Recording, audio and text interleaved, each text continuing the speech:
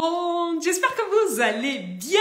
Ce soir, on va parler d'un sujet mais qui me passionne. En même temps, je le dis à chaque fois, hein. Je pense que je le dis sur tous les sujets de live, mais ce soir, on va parler argent, on va parler travail, on va parler contrat.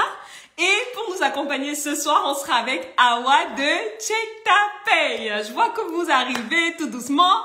Bienvenue à tout le monde. Dites-moi si vous m'entendez. Est-ce que vous m'entendez bien? Est-ce que vous me voyez bien? Dites-moi dans le chat s'il vous plaît. Je fais un coucou à tout le monde. Ce soir, on sera avec Awa de Check Ta Paye. Je vous laisse venir tout doucement et j'attends de me rassurer. Randa qui me demande est-ce que le live sera enregistré? Oui, Randa, normalement, le live sera enregistré. Merci pour les cœurs déjà de bon matin comme ça, c'est gentil, ça fait plaisir. Merci beaucoup. Coucou à tous ceux qui nous rejoignent. Est-ce que vous m'entendez bien? Super. Merci Epiphanie qui me confirme, on m'entend bien. Bon, ben c'est parfait. Let's go dans ce cas. Alors, avant que je n'invite Awa à nous rejoindre, les amis, je tenais juste à vous préciser. La semaine dernière, j'ai fait un live autour avec un avocat en droit du travail, autour justement des conseils que vous devez absolument suivre pour vous éviter ou pour vous prémunir, en tout cas en cas de litige avec votre employeur. Je vous encourage mais vivement les amis, c'était quasiment 2 heures de live et c'était mais des conseils précieux. Le live il est disponible sur mon LinkedIn jusqu'à la fin de cette semaine. Après, pour des raisons de confidentialité, je le supprime. Donc, tous ceux que ça pourrait intéresser des conseils autour du droit du travail pour éviter, ou en tout cas si vous êtes en litige avec votre employeur, des choses et des astuces à faire, je vous encourage vraiment à aller vers ce live-là. Bon, c'était une petite introduction. Let's go maintenant. On va rentrer dans le vif du sujet avec Awa que je vais inviter tout de suite. Donc aujourd'hui, on va parler contrat de travail. Quand je signe mon contrat de travail, quelles sont les erreurs qu'il ne faut pas que je commette? Quelles sont les choses que je dois contrôler? Et Awa va tout nous dire.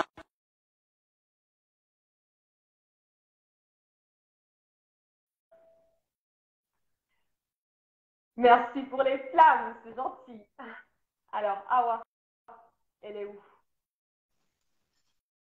Hello. Alors, attends, il y a quelque chose parce que moi, j'entends pas, mais je pense qu'il y a une raison pour laquelle j'entends pas. Juste une seconde.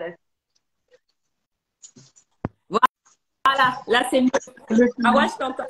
Ça va, tu m'entends? Ouais, je t'entends très bien. Bienvenue. Depuis le temps. Merci, oui, merci pour l'invitation. Je suis trop heureuse d'être là. Ça fait trop longtemps qu'on n'a pas fait de live toutes les deux. Exactement, ça fait super longtemps et ça fait plaisir de te retrouver en live. Et tu as bien teasé. J'ai vu comment hier tu as teasé tes abonnés en story en leur disant vous savez que le live avec Loïs, c'est des affaires de Tinder. On est obligé de faire un live à base de Tinder ce soir. Hein. C'est ça. On va faire plein de références au couple, à Tinder, au love, mais on va parler quand même de bulletin de salaire, d'employeur et de contrat de travail. Exactement. On est quand même là pour parler donc c'était bien évidemment une rigolade avec Awa. Je vois déjà des questions je vois Garine qui me dit et du coup c'est quoi les erreurs s'il vous plaît? Ben, c'est le sujet du live Garine. Un peu de patience. On va voir ensemble les 7 erreurs avec Awa. Donc pour aller droit au but et ne plus perdre trop de temps, ma chère Awa, déjà, est-ce que tu peux te présenter un petit peu pour ceux qui ne te connaissent pas, peut-être? Oui, bien sûr. Alors moi, je suis Awa, je suis expert paye et fondatrice de Check Ta Paye, donc un compte où j'apprends aux salariés à mieux comprendre leur rémunération. Et j'ai créé depuis octobre 2022 mon entreprise qui s'appelle aussi Check Ta Paye, où j'accompagne les salariés à maîtriser les enjeux de leur rémunération, à négocier leur salaire, négocier les conditions de leur travail, de leur départ et surtout à checker leur bulletin de salaire pour s'assurer qu'ils ne soient pas lésés.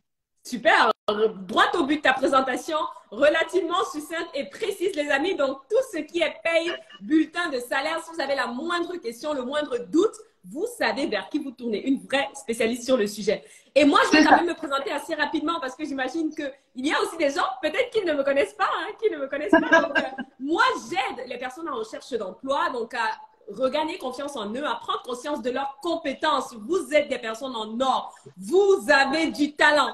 Et je vous aide à prendre conscience de ça et à le mettre en avant dans votre CV, dans une lettre de motivation et lors des entretiens d'embauche pour décrocher ce poste qui vous fait trembloter, les amis.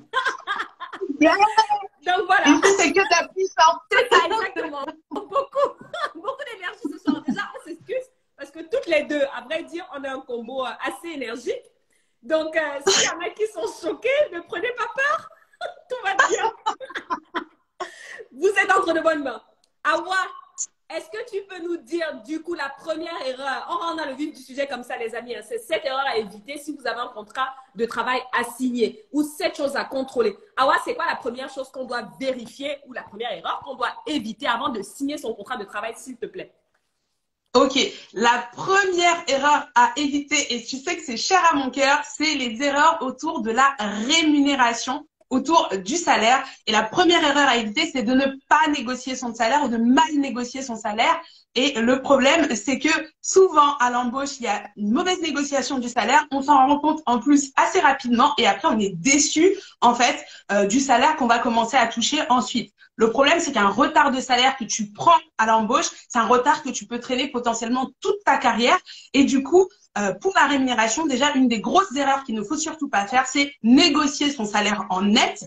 Je sais que le net, c'est agréable, c'est confortable, on imagine tout de suite son budget, etc. Mais le net, c'est pas le langage avec lequel on parle sur le contrat de travail, c'est pas le langage avec lequel on négocie dans le monde du travail. Et donc, forcément, si tu parles en net, alors qu'en face, on parle en brut, tu vas mal estimer la rémunération pour laquelle tu signes et du coup, tu vas avoir de fortes désillusions ensuite, par la suite. Mais du coup, par rapport à ça, Awa, les amis dans le chat, je pense que s'il y en a parmi vous qui me connaissent en live, vous savez que le live, je ne l'anime pas avec mon invité, je l'anime avec mon invité et toutes les personnes qui sont présentes. Donc, dans le chat, dites-moi déjà, pour vous, la négociation salariale, c'est à l'aise ou pas à l'aise? Dites-nous un petit peu dans le chat pour qu'on mesure un petit peu comment est-ce que vous abordez cela. Et Awa, par rapport à ce que tu viens de dire, donc, le conseil d'Awa, c'est de négocier sa rémunération en brut.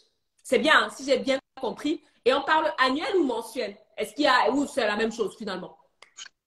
Alors, annuel ou mensuel, moi, j'ai pas spécialement de préférence. Il faut juste que vous vous compreniez avec la personne qui a en face. Donc, si la personne vous parle en brut annuel, vous lui reformulez en brut mensuel pour être sûr qu'on est sur la même longueur d'onde parce que souvent, il y a des personnes qui vont avoir des 13e mois, voire même des 14e mois pour parfois.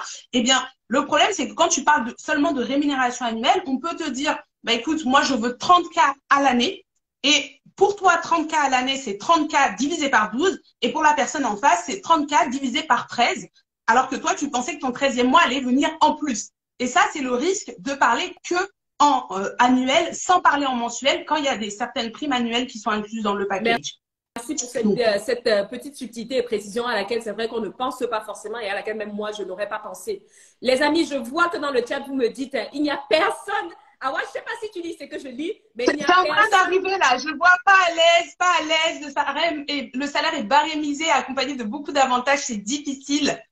Pas à l'aise, mon employeur ne veut rien entendre. Difficile, j'avais fait, je ne sais pas par où commencer. Pas à l'aise, mais on y travaille. Ok, ça fait plaisir déjà de voir que vous y travaillez. Les amis, par rapport à ça, si un conseil que je peux vous donner, votre réponse pour moi, c'est déjà un grand pas. Le fait de dire et de comprendre que c'est quelque chose avec laquelle je ne suis pas à l'aise, c'est super. Maintenant, savoir que vous n'êtes pas à l'aise avec ça, c'est bien.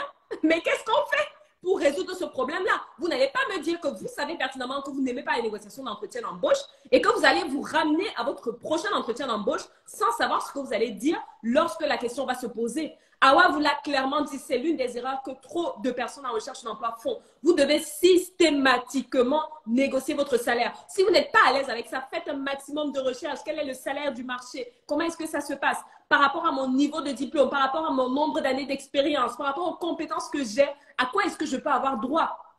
Comment est-ce que je peux lui faire comprendre que j'ai ça qui justifie que je demande ça. Vous devez avoir ces informations avant d'entamer votre négociation salariale, les amis. Et surtout, gardez à l'esprit qu'il faut systématiquement. On a reçu Marvin là, il y a 3 semaines. Il vous l'a dit, hein, c'est un recruteur. Et il vous l'a dit, cette chose que les recruteurs ne vous disent pas. Une des choses, c'était vous pouvez avoir plus que ce qu'on vous propose. C'est systématiquement ça. La première proposition du recruteur ne sera jamais le maximum de ce qu'il peut vous donner. Donc, prenez ce réflexe-là.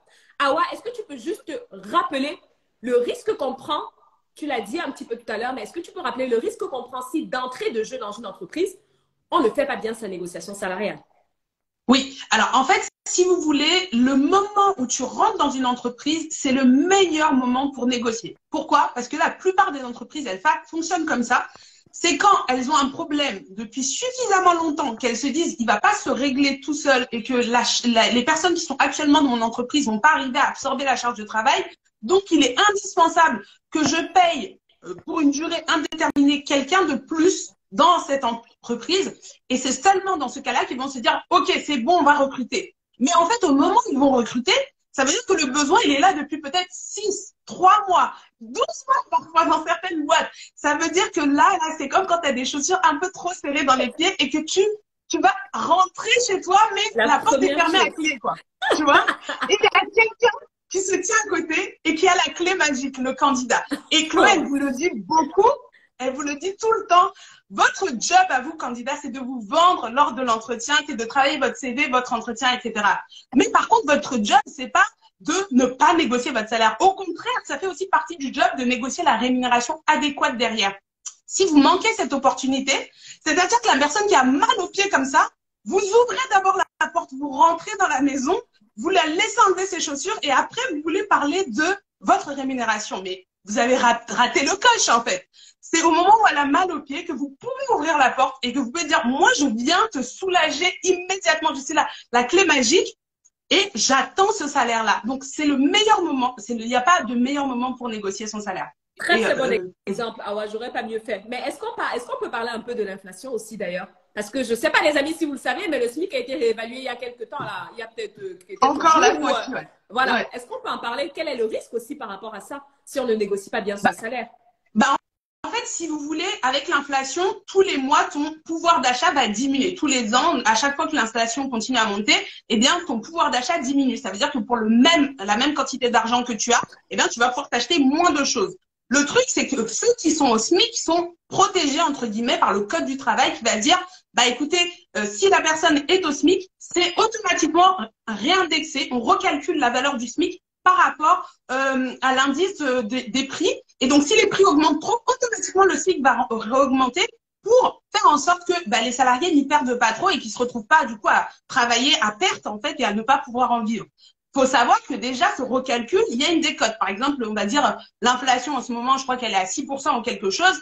La dernière augmentation du SMIC est de 2%. Donc, déjà, ça ne te sauve pas la vie. Mais à partir du moment où tu n'es pas au SMIC, pour le code du travail, il n'y a qu'un seul salaire minimum de valable, c'est le SMIC. Si tu es au-dessus du SMIC, c'est fini, en fait. Le code du travail ne s'occupe plus de toi. Ensuite, c'est les conventions collectives qui vont définir des grilles de salaire minimum, etc., en fonction de ton niveau de diplôme, de ton ancienneté, de ton expertise. Et là, ça va venir délimiter des grilles de salaire minimum. Mais pareil, c'est encore des minimums.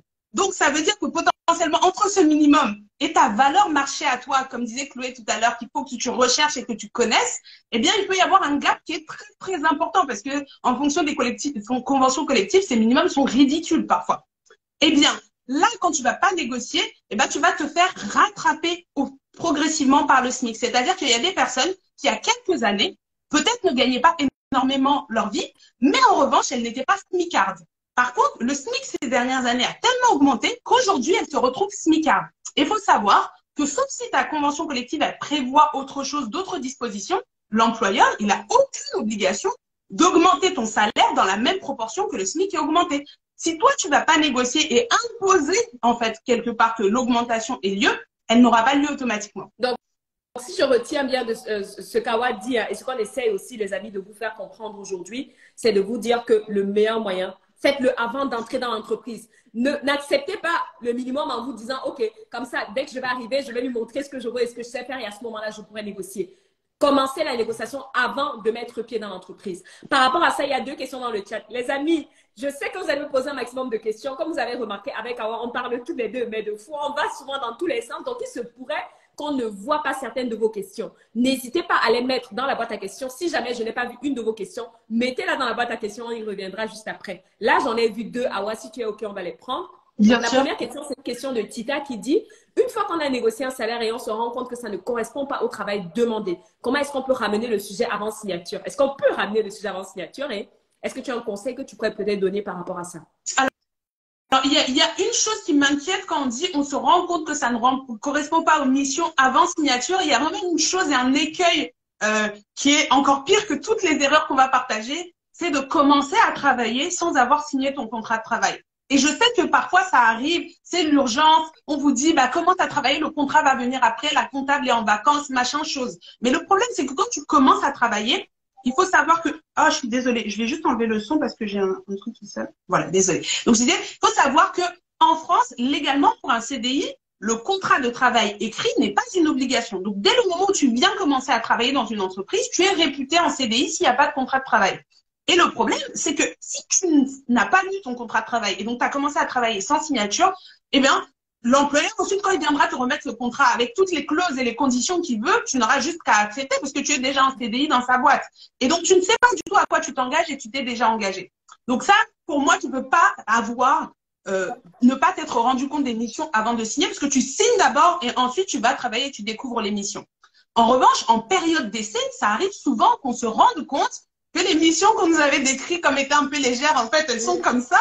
Et donc, qu'il y a un réajustement de salaire à faire. Et dans ces cas-là, oui, absolument, on n'attend pas l'année prochaine, on n'attend pas, on négocie, on renégocie dès la période d'essai. Parce que le deuxième meilleur moment pour négocier, c'est pendant la période d'essai. Parce que pendant la période d'essai, en 48 heures, un salarié peut quitter une entreprise. C'est-à-dire que je te dis, enfin, en fonction du temps qu'il a déjà travaillé, mais au maximum, il a 48 heures à faire de délai de prévenance. Et au-delà de ce délai, il peut aller ailleurs. Et donc, en général, en plus, les recruteurs, les personnes comme ça, elles aiment bien les gens qui sont disponibles tout de suite. Alors que souvent, les salariés ont 2-3 mois de préavis avant d'être dispo. Donc, vraiment, une période d'essai, c'est un bon moment pour renégocier à partir du moment où vous savez argumenter et justifier du pourquoi vous demandez ce salaire supplémentaire et en quoi il y a un décalage entre les différentes missions qu'on vous a vendues et ce que vous proposez aujourd'hui. Super, j'espère qu'on a répondu à ta question, Tita. Dis-nous dans le chat si c'est clair pour toi. Merci Awa pour cette réponse. Il y a une deuxième question qu'on va prendre et après on va passer au point numéro 2, les amis, parce qu'on a encore plein de choses à vous dire. La deuxième question pour toi, Awa, c'est une question de Clara qui dit: est-ce qu'il est possible que l'entreprise n'accepte pas de négociation? Dans le cas, par exemple, où le salaire serait barémisé et que tout le monde est à la même enseigne. Donc, en fait, elle explique que pour elle, c'était plus élevé que ses attentes, donc elle n'a pas négocié. Ok, ça marche. Alors, en fait, il faut savoir que l'entreprise, ce qu'elle fait quand elle va définir sa fourchette de salaire, c'est qu'elle fait une pesée du poste et elle va l'intégrer dans sa politique de rémunération dans son entreprise. Et donc, en fait, elle a ses grilles de salaire ou ses barèmes qu'elle va mettre en place, en plus des éventuels barèmes qui peuvent exister au niveau de la convention collective et en plus du SMIC qui existe au niveau légal. Et elle va vouloir que les personnes qu'elle embauche dans ces grilles et dans ces barèmes rentrent dans ces grilles et dans ces barèmes pour que ce soit cohérent pour la gestion de sa masse salariale et la gestion de sa politique d'entreprise et qu'elle n'ait pas des personnes qui se plaignent d'être moins ou mieux payées que d'autres. Et donc forcément, ça c'est la grille de salaire de l'entreprise. Mais ça ne veut pas dire que cette grille de salaire de l'entreprise, elle est juste et qu'elle est absolue et qu'elle est valable pour tout le monde. Elle est valable pour l'entreprise et ceux qui acceptent de rejoindre cette entreprise à ces conditions-là. Comme toi, tu es libre de négocier ou pas, l'entreprise, elle est libre de négocier ou pas. Et à un moment donné, soit on arrive à trouver un terrain d'entente, on fait chacun potentiellement des concessions et soit on arrive à trouver un terrain d'entente, soit on n'arrive pas à trouver un terrain d'entente et ça veut dire qu'on n'est pas fait pour travailler ensemble. Et à partir du moment où toi, ta fourchette de salaire que tu recherches, elle est cohérente par rapport à la valeur marché qui est sur le marché du travail, tu retrouveras un autre poste sans problème. C'est juste qu'il y a certaines entreprises qui vont avoir des politiques où ils ont des grilles de salaire qui sont basses et ils sont pas prêts à les augmenter, même pour des personnes très talentueuses. Et donc, pour moi, l'embauche, c'est pas le moment où vous rognez sur vos ambitions salariales. C'est le moment où justement vous êtes ambitieux sur les ambitions salariales parce qu'après, vous avez un salaire qui est déjà suffisamment gros et sur lequel vont s'appliquer des augmentations de salaire. Alors que si vous avez un petit salaire sur lequel s'appliquent ensuite des augmentations de salaire, votre salaire il va évoluer avec un retard et c'est ce que je disais tout à l'heure. Super. Merci beaucoup Awa pour ces précisions. Je vois que vous êtes nombreux dans le chat à nous rejoindre. Bienvenue à vous. Faites comme à la maison. Hello Mimouna qui est dans la place. Il y a Marvin qui nous a rejoint aussi derrière chez vous, qui est dans la place. Coucou à tout le monde. Je vois qu'il y a encore plein de questions. Mettez les questions dans la boîte à questions sur c'est la première thématique et on passera à la seconde thématique, les amis. Awa, est-ce que tu peux nous dire quelle est la deuxième chose à éviter? Quel est le deuxième point à contrôler avant de signer son contrat de travail? Alors, le deuxième point, c'est le grand oublié du contrat de travail. C'est celui auquel tout le monde ne comprend rien et du coup, on le zappe allègrement. C'est le fait de regarder la classification conventionnelle à laquelle on entre dans l'entreprise et pour laquelle on signe. Et du coup, je vois la tête. Mais je grimace parce que… Alors, les amis, dites-nous dans le chat.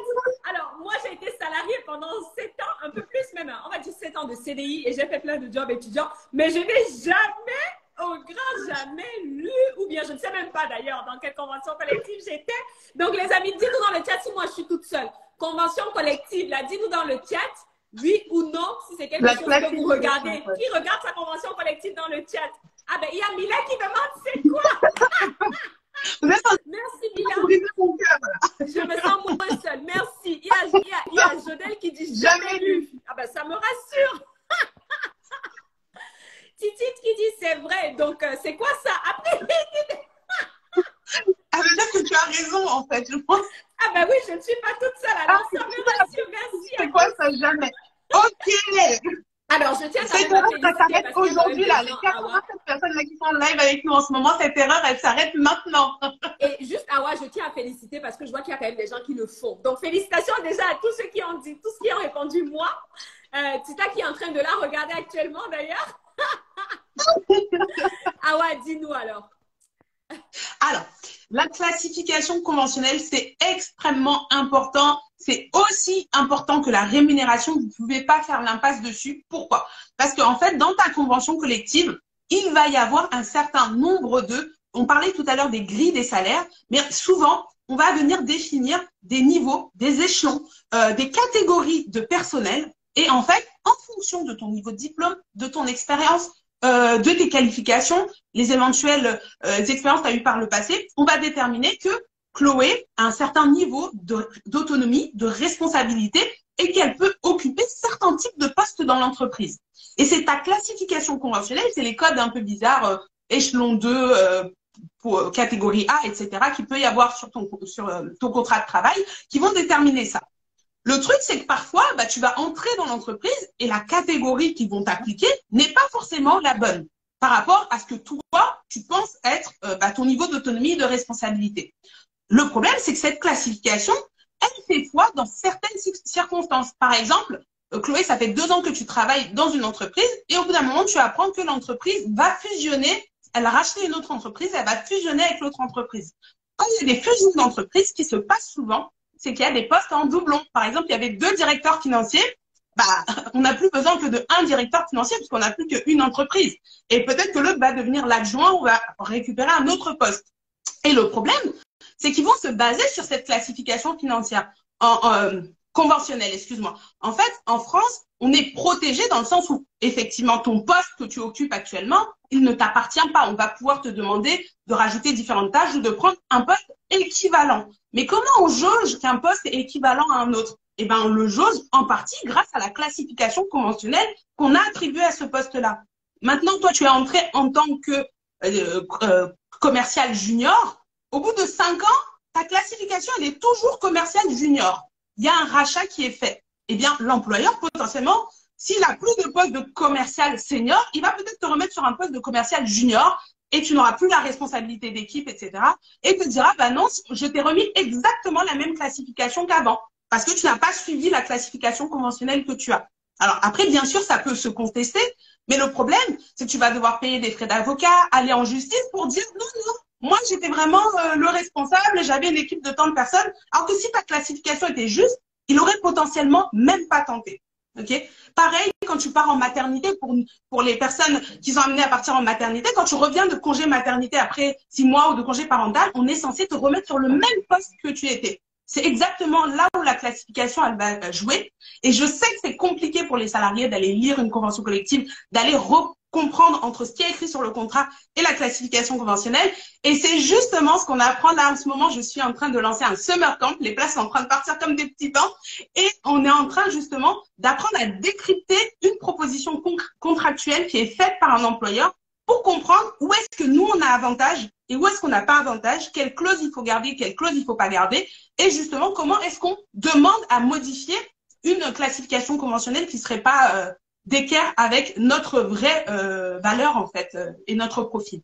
Et du coup, tu as un somnat qui dit « Je me suis déjà fait avoir ». Donc, les amis, pour tous ceux qui seraient intéressés et pour tous ceux qui comprennent l'importance de comprendre, parce que c'est ça, hein, déjà, le tout, ce n'est pas de savoir ça, c'est ma classification collective, mais c'est de comprendre ce que cela implique.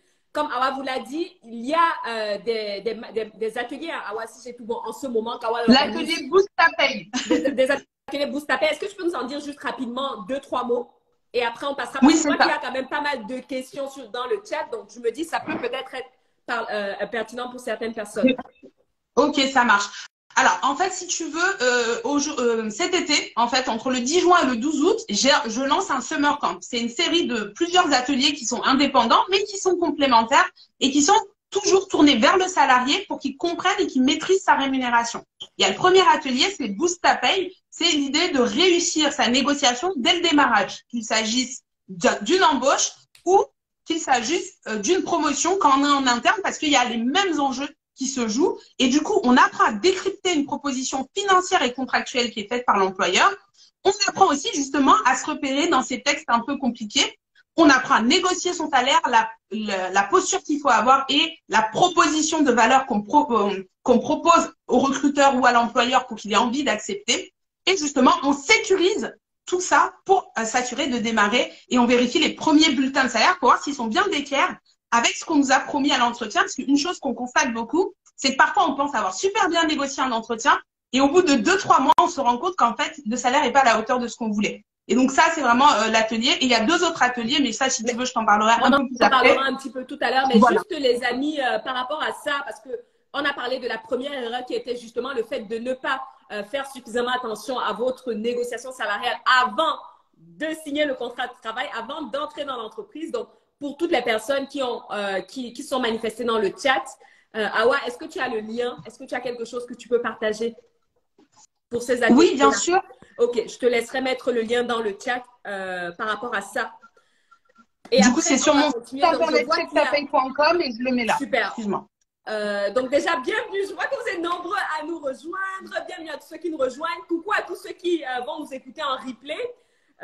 On continue avec l'erreur numéro 3. Donc avec Awa, on parle des erreurs à éviter avant de signer votre contrat de travail. Les erreurs que tu dois absolument éviter, les choses que tu dois contrôler. Donc la première chose qu'on a vue avec Awa, c'était ta rémunération. Donc bien t'assurer de négocier ta rémunération et en brut qui plus est, idéalement même mensuel, hein, Awa l'a dit, avant de signer ton contrat de travail.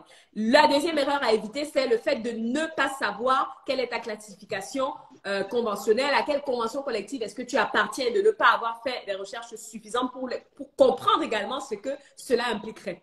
Awa, est-ce que tu peux parler? Coucou à Rama qui nous rejoint. Bienvenue à toi, Rama. Bienvenue à tout le monde. Vous êtes nombreux. Asma, Wafa, Léa, Rama.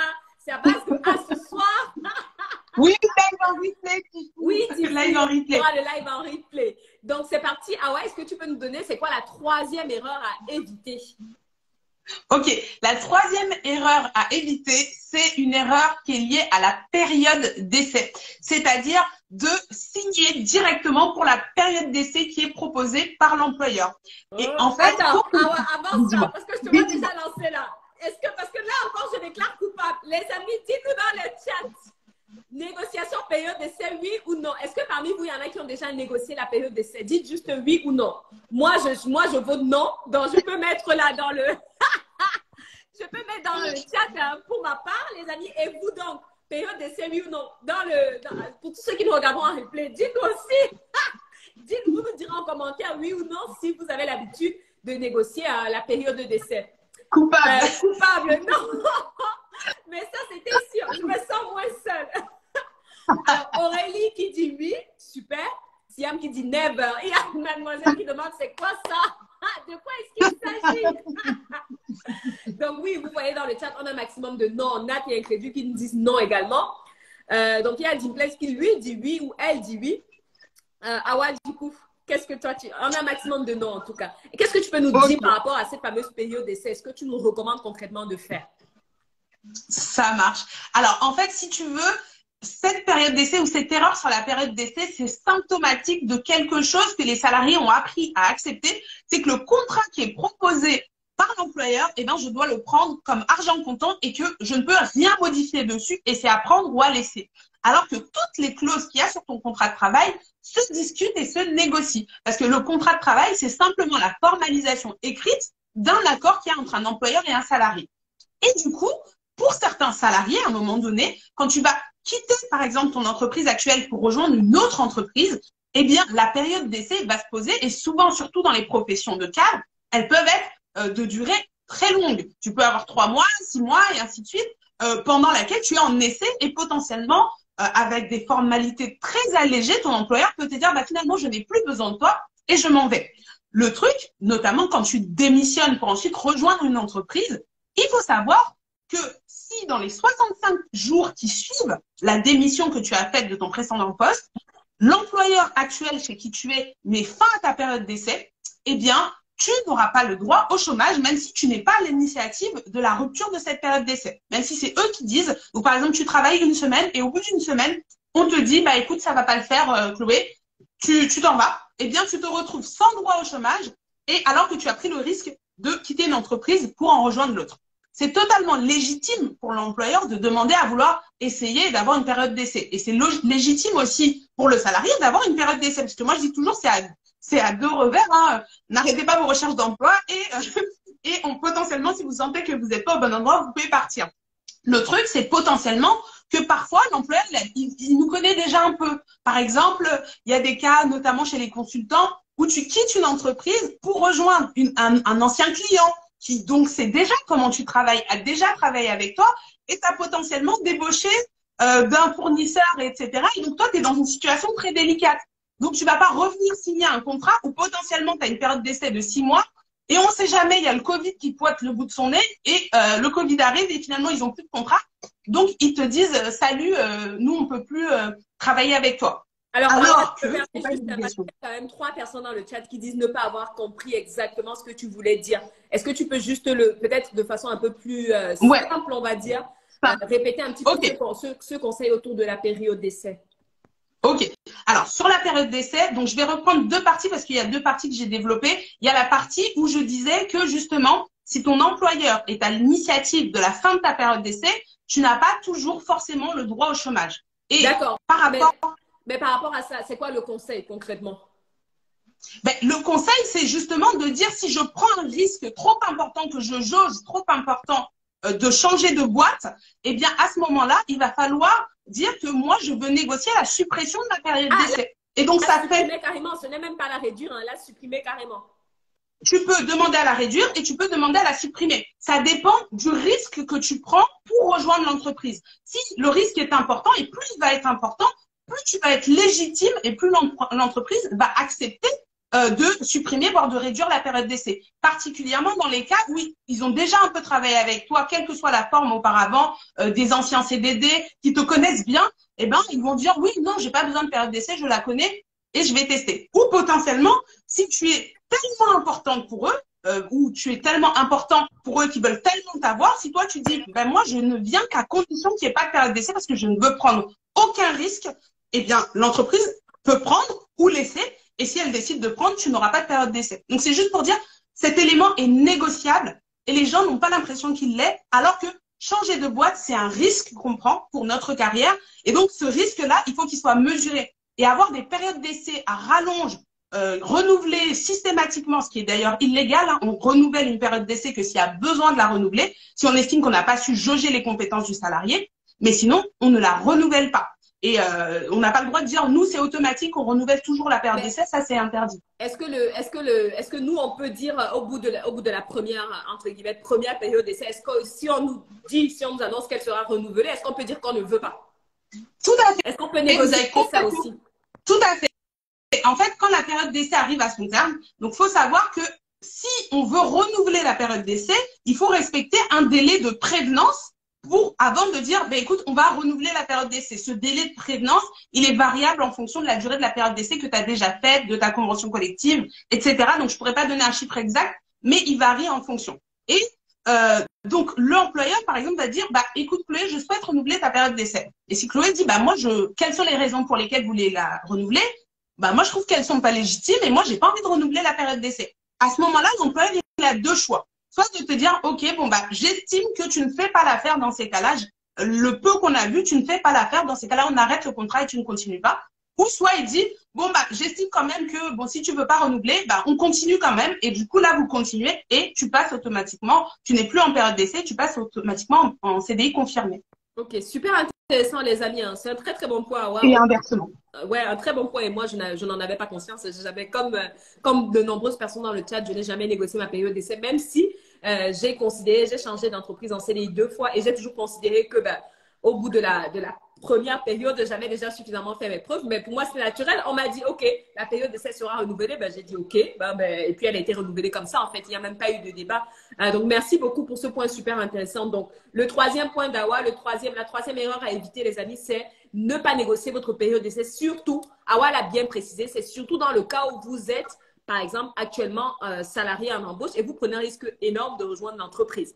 On sait très bien, on a déjà entendu, on a peut-être un proche autour de nous ou nous-mêmes hein, qui avons vécu ça. On a quitté un emploi en pensant retrouver quelque chose de mieux et en fait, une fois qu'on a été sur place, on s'est rendu compte que ben voilà quoi, ça ne le faisait pas ou quelque chose comme ça. Et pour X ou Y raison, on nous a dit au revoir. Ben, qu'est-ce qu'on fait concrètement? C'est ça. Et il y a aussi le cas tout simple de tout ce qui est, tu sais, quand tu veux faire un prêt immobilier, quand tu dois déménager, chercher quelque chose, en France, on veut un sacro-saint CDI sans période d'essai. Et le problème c'est que tant que tu es en période d'essai, tu es un peu sur la sellette pour les organismes. Et du coup, ça peut être compliqué. On n'a pas forcément envie d'avoir une période d'essai à rallonge. Donc, pensez à la négocier si vous avez des enjeux comme cela. Alors, Sabi, par rapport à ta question, je pense que c'est un peu ce qu'Awai vient de dire. Hein. Donc, la question de Sabi, c'est donc un salarié peut refuser le renouvellement de la période d'essai. Et si l'entreprise ne revient pas sur le renouvellement, quel est le levier du salarié? Donc, je pense que c'est ce que tu viens de dire, Awai. Est-ce que tu peux répéter un petit peu pour… Oui.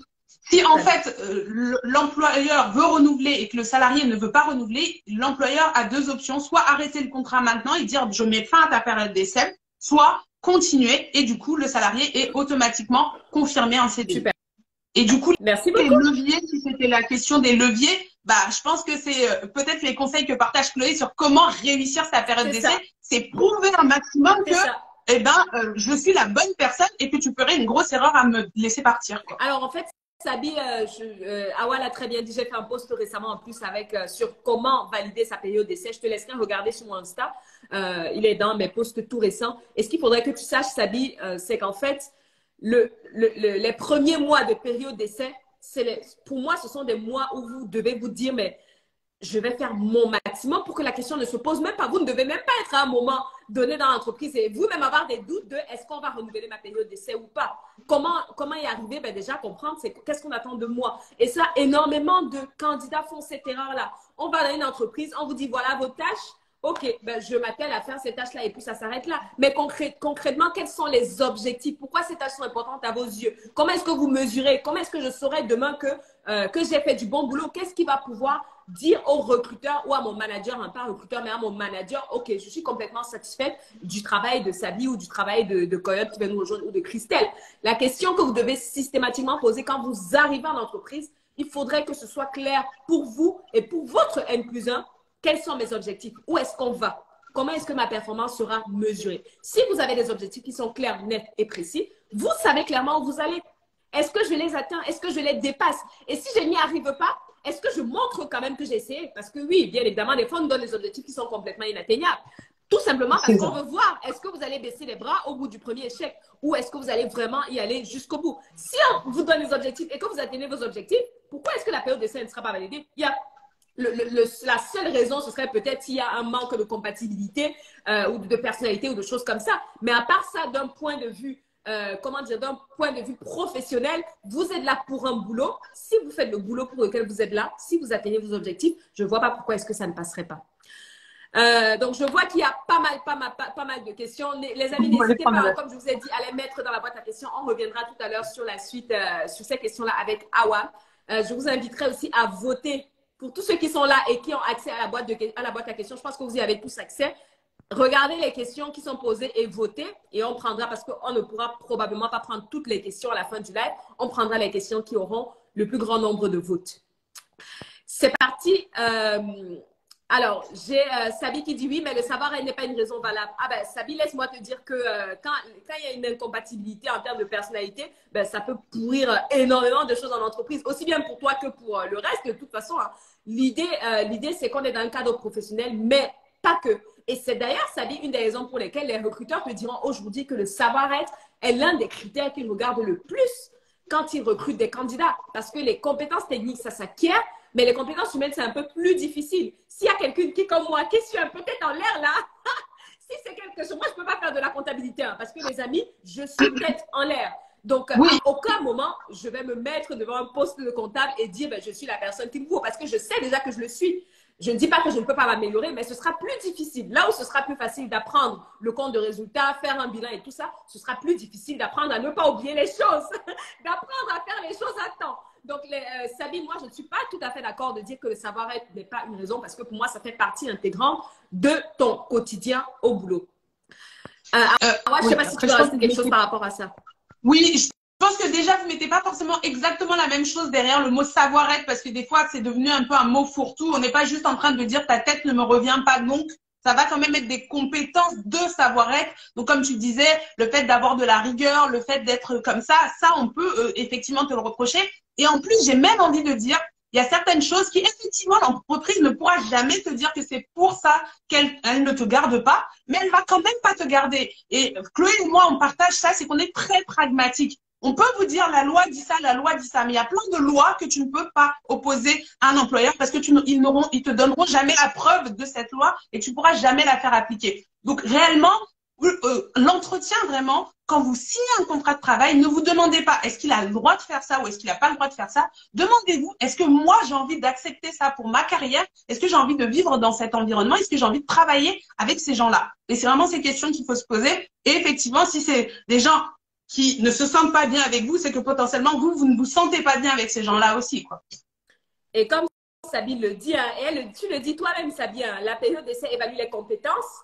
Il y a deux catégories de compétences, les compétences techniques et les compétences comportementales. Crois-moi que la période d'essai évalue ces deux catégories de compétences-là et pas uniquement les compétences techniques.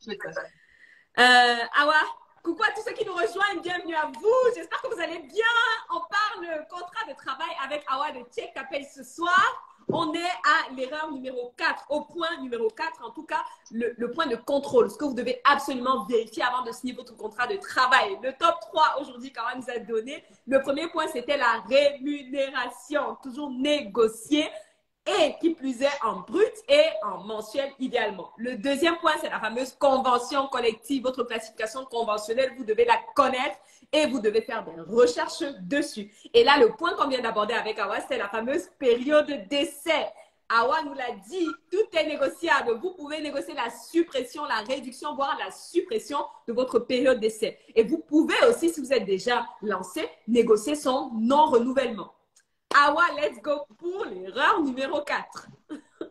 L'erreur numéro 4, ça concerne encore la rémunération, mais dans un ensemble plus large qui est le package de rémunération et donc les primes conventionnelles auxquelles on peut avoir droit et les primes auxquelles on peut avoir droit. Le problème qui se pose à ce niveau-là, c'est que parfois les salariés vont croire que c'est des éléments qui font partie de leur salaire alors que ce sont des éléments qui ne font pas partie de leur salaire.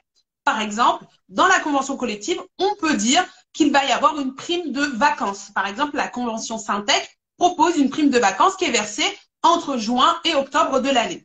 Et cette prime de vacances, elle est obligatoire pour toutes les entreprises qui travaillent dans le secteur d'activité de la Syntec. Donc, ça veut dire qu'en fait, votre employeur, quand il va mettre dans votre contrat de travail prime de vacances, il te le met comme si c'était quelque chose qui te le donnait en plus et que ça faisait partie de ta rémunération, alors que c'est une prime en plus que ta convention prévoit et qu'il n'a pas le choix que de te verser. Et le problème aussi, c'est que c'est la convention qui va fixer les règles de quand elle est versée et quand elle n'est pas versée. Alors que quand toi, tu la vois sur ton contrat, tu as l'impression que tu l'auras dans tous les cas, dans toutes les circonstances, parce que c'est ton argent. Or, c'est la convention qui va déterminer les règles d'application. Et parfois, les règles, elles peuvent dire que dès que tu as un préavis de départ, la prime saute. Tu n'as plus droit à la prime parce que dès lors que tu as déposé ta démission, même si tu as travaillé toute l'année. Là, je parle pas de la prime de vacances, mais d'un exemple de condition qui peut exister dans une convention collective. L'autre point, c'est que c'est pas que la convention collective qui peut déterminer des primes. l'entreprise aussi, elle peut déterminer par un accord d'entreprise des primes qui te seront versées. Et c'est l'accord d'entreprise qui va fixer les modalités de calcul et la façon de donner ces primes-là.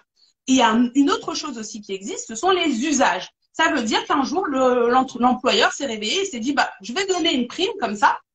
Et ça s'est reproduit l'année suivante. Et ça s'est reproduit encore l'année suivante. Et c'est devenu une habitude qu'ont eu les salariés d'avoir, par exemple, tous les ans, au mois de juillet, 100 € de prime qui arrivent.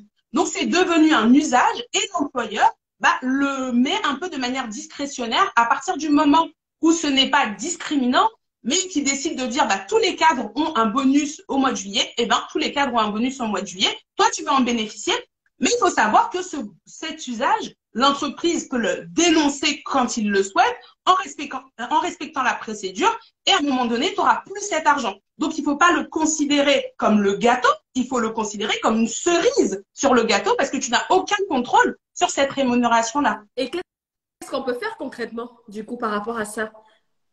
Alors, ça, c'est important pour pouvoir comparer deux propositions d'embauche qui peuvent être remises par deux entreprises. Souvent, quand on fait des recherches d'emploi, on fait plusieurs entretiens, on a plusieurs propositions qui sont en ballottage.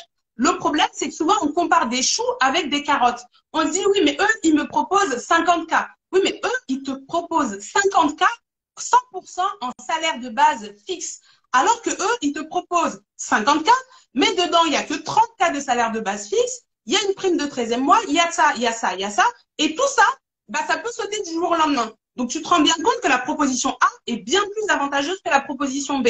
Pourtant, en acceptant et pourtant, toi, tu vas te dire, ah, mais j'ai pris la proposition B en ayant l'impression d'avoir fait la même chose. Alors que ce n'est pas ça. Et donc, pareil, dans l'atelier Boost ta Paye, on aide les personnes justement à comprendre les enjeux des rémunérations et à arriver à décortiquer qu'est-ce que ça veut dire, c'est quoi les conditions, est-ce que c'est avantageux pour moi? Et ça va être avantageux en fonction de plein de critères différents. Par exemple, dans certaines entreprises, tu vas avoir des comités d'entreprise qui sont très généreux pour les personnes qui ont des enfants notamment. Eh bien, moi, si je suis mère de famille et que j'ai plusieurs enfants, ça va être plus avantageux pour moi de rejoindre cette entreprise-là parce que j'ai des enfants. Mais si je suis jeune, célibataire et que je n'ai pas d'enfants, peut-être qu'une autre proposition va être plus ou moins avantageuse. Et donc, l'idée, c'est d'être suffisamment autonome et suffisamment de mieux comprendre pour pouvoir déterminer si moi, personnellement, dans mon cas, une proposition, elle est vraiment avantageuse ou si elle n'est pas avantageuse. Ok. Il y a Insomna qui dit, et tu vas me dire si c'est, du coup, comment est-ce que tu expliquerais ça? Elle dit qu'elle a toujours le Syntec comme convention et qu'elle n'a jamais vu la prime de vacances. C'est typiquement le cas de cette prime particulièrement, mais c'est typiquement le genre de choses que quand on ne connaît pas la convention collective, quand on ne connaît pas ses droits, c'est des choses qui peuvent arriver parce que tu risques pas de te plaindre si tu sais même pas que tu y as droit. Mais après, la Syntec, la prime qui apparaît sur tes bulletins de salaire n'est pas obligée de s'appeler prime de vacances, par exemple. C'est une subtilité. Ça veut dire que la Syntec considère que n'importe quelle prime qui est versée entre juin et octobre et qui est supérieure au montant selon le calcul de cette prime de vacances, eh bien, elle peut se substituer à la prime de vacances. Donc, des fois, c'est juste une prime qui est versée à ce moment-là. Et si c'est pas le cas, potentiellement, jeune fille, tu as de l'argent qui t'a été perdu et donc il faudrait aller faire une petite réclamation si tu n'as pas eu de prime entre ces périodes-là. Super. J'espère qu'on a pu répondre à ta question. Et j'ai une autre question d'Hybride Detox qui dit, est-ce que la prime conventionnelle peut être versée sous forme de 13e mois? Alors, en fait, c'est pas une prime conventionnelle, c'est juste que la convention collective peut prévoir des primes. Et donc, notamment, des primes d'ancienneté. Donc, la convention peut dire, dès que tu as tant d'ancienneté, tu vas avoir une prime. Elle peut prévoir effectivement des 13e mois, mais elle peut prévoir toutes sortes de primes différentes. Là, c'est libre à l'imagination de nos syndicats quand ils font les négociations. Super. Merci beaucoup pour toutes ces précisions, chère Awa. Coucou à tous ceux qui nous rejoignent. Joséphine, Nat qui est là aussi. Bienvenue à tout le monde. Faites comme à la maison. Prenez un thé s'il le faut, un plaid s'il le faut, tout ce que vous voulez. Et voilà. Et moi, j'ai mon verre d'eau. Awa, je vois que toi, tu n'as pas besoin d'eau, mais moi, j'ai besoin d'eau parce que quand je parle… Donc, je bois un coup. Je pense que je vais amèrement le regretter d'ici la fin de l'année. Ouais. Ah non, maintenant, je ne fais plus cette erreur-là. Donc, il y a juste Rama qui demande, est-ce que la prime de 13e mois peut porter un autre nom? Bah, en fait, il faut savoir que dans certaines entreprises, ils vont appeler ça prime de fin d'année, prime annuelle, etc. Et il faut savoir aussi que, comme je l'ai expliqué, c'est la convention collective souvent ou un usage ou un accord d'entreprise qui va fixer que tu as une prime de 13e mois. Donc, tu peux avoir une prime de 13e mois dans l'entreprise A qui se calcule d'une certaine manière et aller dans l'entreprise B et avoir une prime de 13e mois qui se calcule d'une manière complètement différente. Et toi, tu disais, bah, j'avais un 13e mois avant, maintenant j'ai toujours un 13e mois, donc je vais gagner le même salaire. Que nenni. Il faut regarder ce que dit l'accord, ce que dit la convention pour comprendre quelles sont les conditions dans lesquelles elle sera proratisée si tu es absent, si tu rentres en cours de mois, si tu sors en cours d'année, etc. Ok. Et avant d'avancer, une dernière question et après on va passer au point suivant, les amis. Donc c'est Enjoy qui demande participation et intéressement. Est-ce que c'est aussi pris en compte? Alors, participation et intéressement, c'est pas considéré comme de la rémunération dans le salaire, donc ça ne va pas forcément être écrit dans ton contrat de travail. Mais en fait, il y a des critères, notamment pour la participation, qui dit que dès que l'entreprise a plus de 50 salariés et qu'elle fait des bénéfices, elle est obligée de reverser une partie de ses bénéfices à ses salariés. Et donc, il y a un calcul spécial de la prime de participation qui est légal, et donc elle doit reverser cette prime de participation. L'accord d'intéressement, ça, c'est à titre facultatif que l'entreprise peut décider de l'instaurer. Du coup, elle l'instaure quand elle a envie. Et elle va déterminer aussi. Donc, l'objectif, il est le même, mais c'est pas forcément sur les bénéfices. L'objectif, c'est de rémunérer la performance de l'entreprise. Donc, l'entreprise, elle va déterminer un certain nombre de critères et d'objectifs à atteindre de manière collective au sein de l'entreprise. Et si ces objectifs sont atteints, eh bien, il va y avoir le versement d'une prime de participation qui va être souvent proportionnelle au salaire que tu touches actuellement. Pareil, pour moi, ça, c'est des cerises qu'on met sur le gâteau. C'est-à-dire que ça peut être des très beaux montants, mais toi, tu n'as pas de prise pour savoir si ton entreprise actuelle va faire des bénéfices ou va pas faire des bénéfices. Donc, tu peux pas calculer tes budgets, calculer ton salaire moyen tous les mois en tenant compte de ces éléments-là. Mais ça reste des avantages à mettre dans la balance quand on compare des propositions d'employeurs différents. Super. Merci pour ces précisions, Awa. On continue avec le point numéro 5. Les amis, on parle contrat de travail, les erreurs à éviter avant de signer votre contrat de travail. Les questions qu'il y a dans le chat, n'hésitez pas à les mettre dans la boîte à questions. On y reviendra à la fin. Pour ceux qui sont présents, n'hésitez pas à aller voter dans la boîte à questions pour déterminer les questions sur lesquelles on reviendra en priorité. Awa, quel est le 5e point que tu veux partager avec nous? Quelle est la 5e erreur à ne pas commettre avant de signer son contrat de travail? La 5e erreur à ne pas commettre quand on signe un contrat de travail, c'est quand on a une rémunération variable et qu'on ne détermine pas et qu'on ne se met pas au clair sur comment se calcule cette rémunération variable et qu'on n'a pas d'objectif clair associé à cette rémunération variable. Donc, je ne sais pas si tu veux interroger le chat pour savoir. Alors oui, dans le chat, là, je vais vous...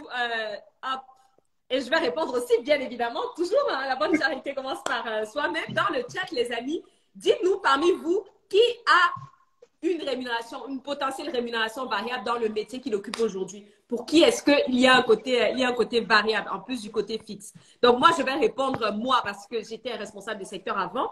Donc, pendant 7 ans, et pendant 7 ans, ben, du coup, j'avais une partie fixe et une partie très importante, en tout cas, qui était variable. Donc, les amis, dites-nous dans le chat, rémunération variable, oui ou non? Qui parmi vous a une partie de sa rémunération qui est variable? Et Awa va pouvoir, du coup, détailler un petit peu ce point-là. Alors, j'ai Mamou Bella qui dit, pas elle. Mais d'ailleurs, généralement, est-ce que tu peux dire, Awa, quel type de métier, généralement, ont ce côté variable? Bah, souvent, les entreprises elles vont privilégier de mettre un variable sur les métiers où la performance a du sens. C'est-à-dire que les métiers comme les professions commerciales, etc., eh bien, on va aller chercher du chiffre d'affaires pour l'entreprise. Donc, bah, c'est bien de leur mettre des objectifs et les motiver à aller chercher cet objectif en plus. Donc, s'ils savent qu'ils peuvent gagner plus d'argent en allant les chercher, ça marche. En revanche, peut-être que certaines professions comme un comptable, il n'y a pas vraiment de performance à aller chercher forcément au quotidien, donc ça va être peut-être plus compliqué. Mais il faut savoir que c'est aussi une mode, c'est-à-dire que en termes de rémunération, chez les RH, il y a un petit peu des modes, et même dans des postes où il n'y a pas forcément d'enjeu de performance directe lié au poste, il y a de plus en plus d'entreprises qui veulent avoir un petit peu une part variable pour justement compenser l'investissement des personnes, parce qu'on sait toujours que des fois, sur un même poste égal aux mêmes anciennetés et tout, les gens ne travaillent pas pareil, ne se donnent pas pareil. Et donc, on peut très bien dire, bah, le comptable, en niveau de rapidité de traitement de dossier, bah, s'il fait un certain nombre de dossiers à une certaine vitesse et qu'il arrive à atteindre tel nombre de dossiers traités, il aura un variable qui sera de temps. Donc, en réalité, on pourrait mettre un variable sur toutes sortes de professions. Et d'ailleurs, c'est souvent plus facile à négocier parce que l'employeur, il gagne. Soit ça améliore le quotidien, la qualité du service, soit ça ramène directement de l'argent dans l'entreprise. Donc, voilà. Et les postes de production aussi, beaucoup, on en a des variables aussi. Super. Dans le chat, il y a quelques mois et puis c'est un peu kiff-kiff dans le chat. Hein. Je pense que vous êtes moitié-moitié à en avoir une et à ne pas en avoir une. Il y a Olivia qui dit elle aussi, quel est le conseil que tu peux donner par rapport à ça pour les personnes qui sont concernées ou qui seraient potentiellement concernées dans le futur pour un poste avec une dimension variable? Eh bien, en fait, la rémunération variable, comme je le disais tout à l'heure, elle se base sur de l'atteinte des objectifs. Donc, ça veut dire que souvent, ta rémunération variable, tu ne sais pas si tu vas toucher le maximum de la fourchette. Et pourtant, généralement, quand on te la vend en entretien, quand tu discutes avec le recruteur et quand on l'écrit sur ton contrat de travail, on met les 10% maximum que tu auras. Mais en fait, si à la fin de l'année, tu n'atteins pas les objectifs d'après ton employeur et vos différentes discussions, eh bien, tu n'auras que la moitié ou zéro ou rien du tout.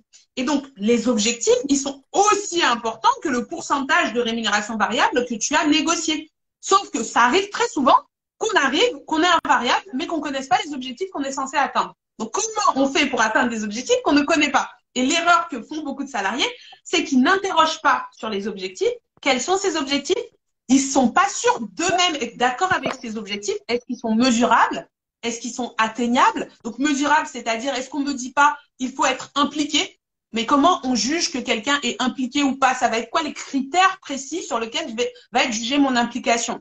Est-ce qu'ils sont réalistes? Est-ce qu'ils sont atteignables? Est-ce que je vais pouvoir vraiment les atteindre dans ces circonstances? Et ainsi de suite. Donc vraiment, prenez le SMART, là, l'acronyme, et appliquez ça aux objectifs qui vous sont proposés et posez-vous la question, est-ce que cet objectif est SMART et est-ce que moi, je vais pouvoir mettre en place des choses pour les atteindre et pour aller en bonne voie pour m'assurer d'avoir ma rémunération variable. Super. Et le deuxième point, je peux continuer? Bien sûr. Et le deuxième point de la rémunération variable, c'est qu'il y a pareil des conditions qui sont liées à la rémunération variable. Que se passe-t-il si je suis malade? Que se passe-t-il quand je prends des congés? Par exemple, quand tu es commercial, tu es là, tu fais de la performance, tu vends, tu prends 3 semaines de congé en août, tu n'es pas là, tu vends pas. Qu'est-ce qui se passe? Et il arrive souvent qu'on puisse négocier aussi des rémunérations garanties, notamment, pareil, sur les commerciaux.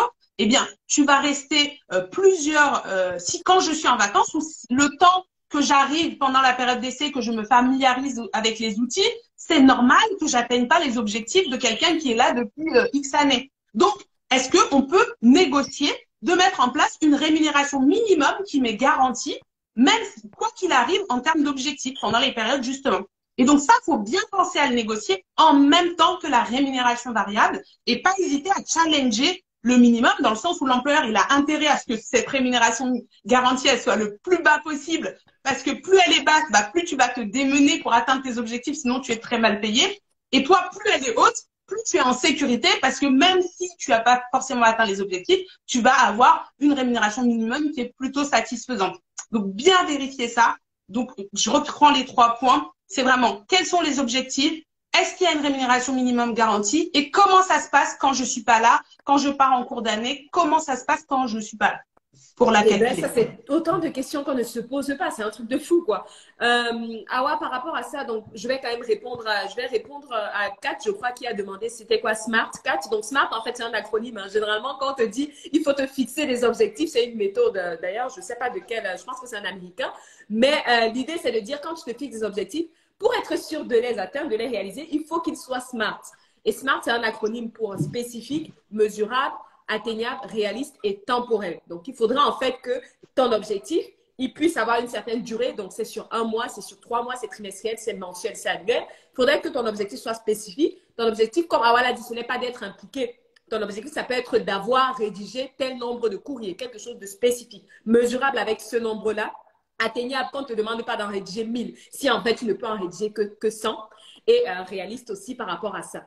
J'espère qu'on a répondu à ta question, ma chère Kat. Coucou à tous ceux qui nous rejoignent, bienvenue à vous. Merci pour les smileys. D'ailleurs, c'était Dimplace qui me fait rigoler. Les amis, on avait Kawa du compte Check Ta Paye.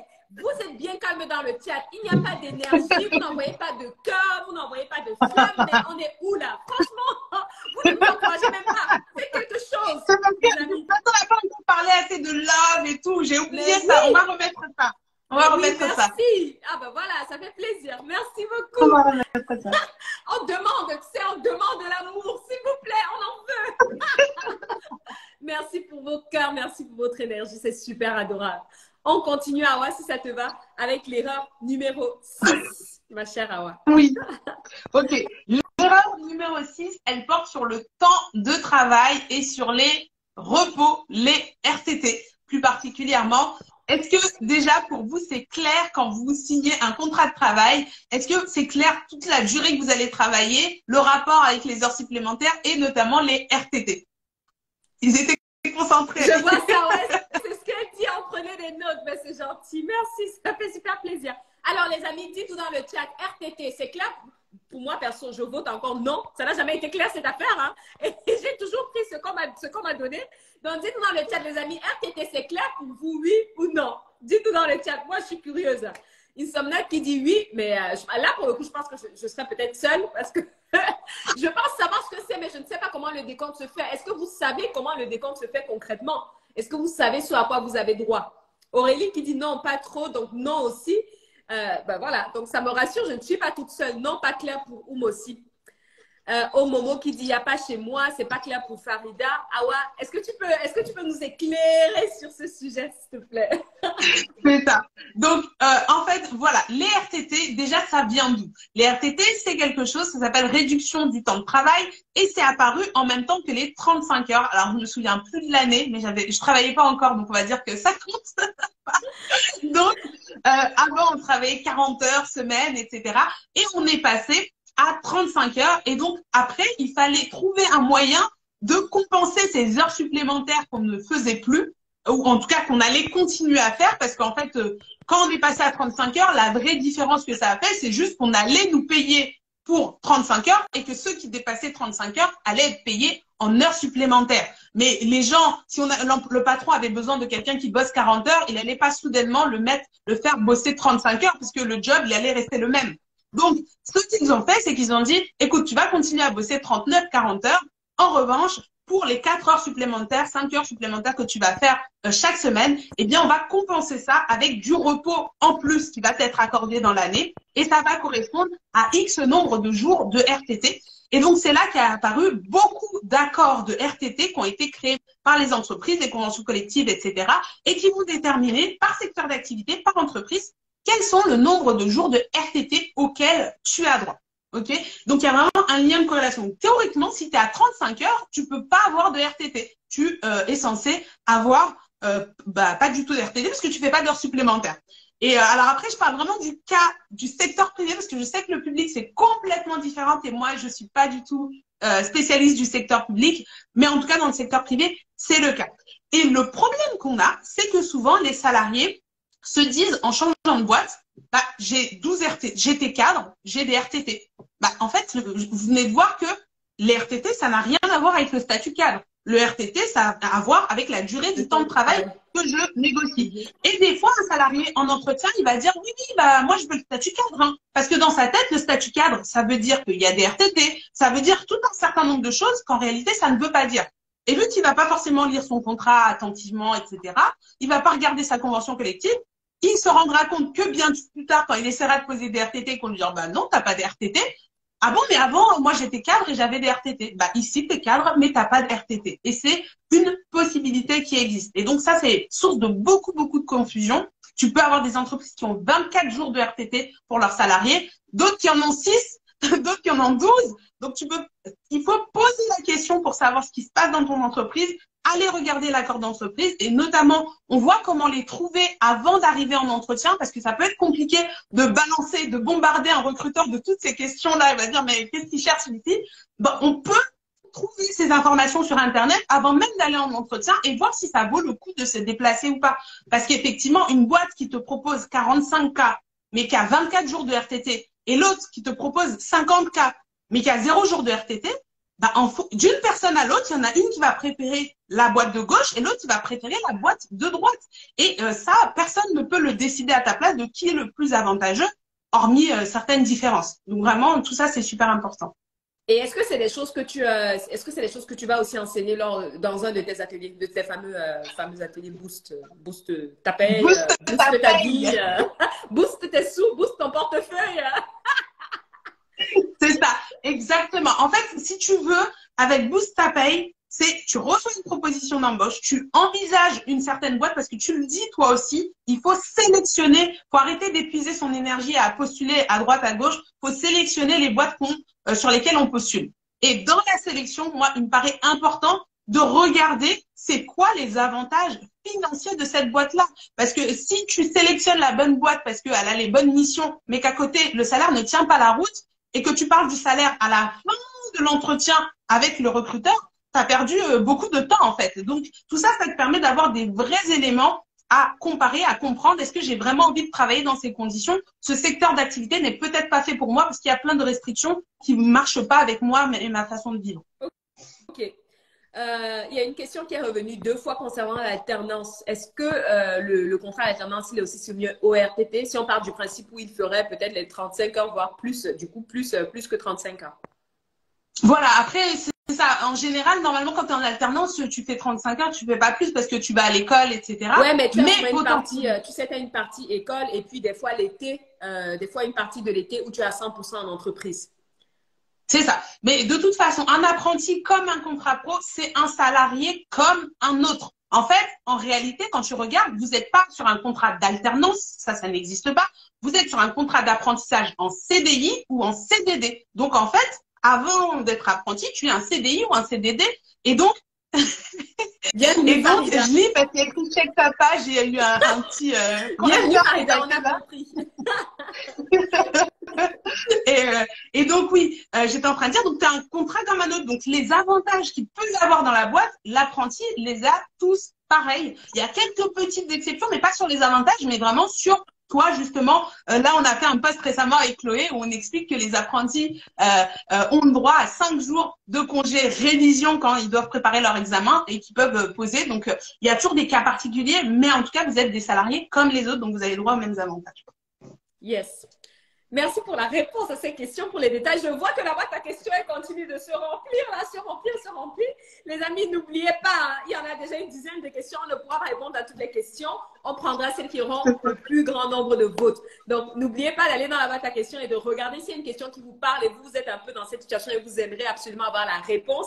Votez pour cette question-là et on prendra les questions qui apparaîtront en premier. Awa, on arrive bientôt à la fin. Avant d'arriver à la fin, je vais résumer les conseils d'Awa.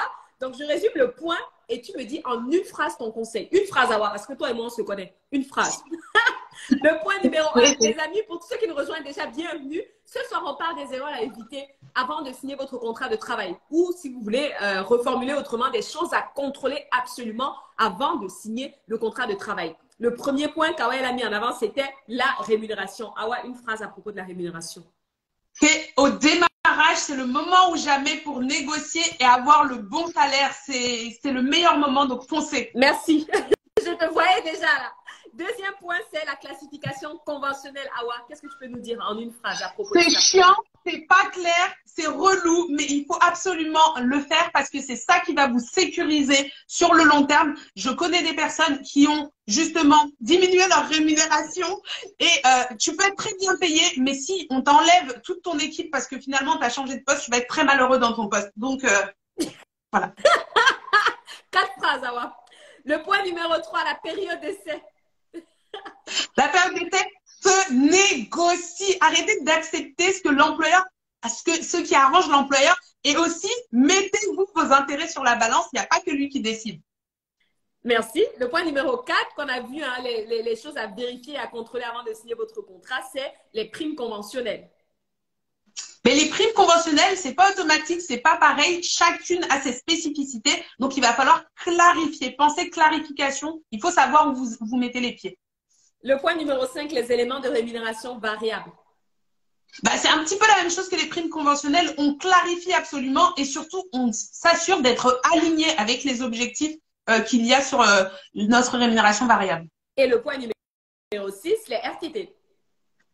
Les RTT, c'est pas automatique, c'est comme les antibiotiques. Donc vraiment, assurez-vous d'en avoir avant d'imaginer que vous en avez. Et c'est pas parce qu'il n'y a pas beaucoup d'RTT que la boîte est nulle, c'est juste que c'est une compensation par rapport au temps que vous travaillez. Yes!